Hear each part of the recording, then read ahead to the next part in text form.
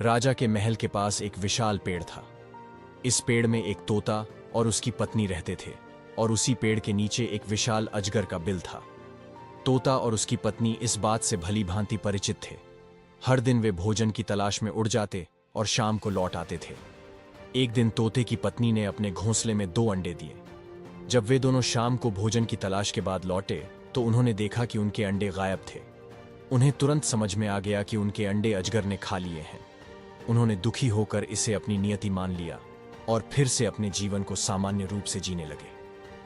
कुछ समय बाद तोते की पत्नी ने फिर से अंडे दिए, परंतु इस बार भी वही हुआ। अजगर ने उनके अंडों को खा लिया।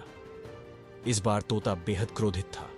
उसने सोचा, अब तो इस अजगर को सबक सिखाना ही होगा। अगले दिन तोता उड़ता हुआ सीधे राजा के महल में पहुंचा।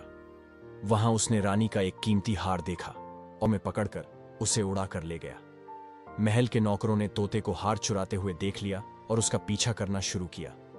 तोता तेजी से उड़ता हुआ अजगर के बिल के पास पहुंचा और वहां हार छोड़ दिया।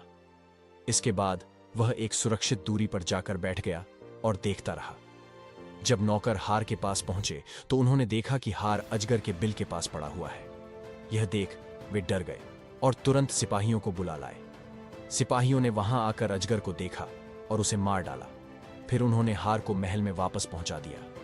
इस प्रकार तोते ने अपनी बुद्धिमानी से अपनी सबसे बड़ी समस्या को हल कर दिया।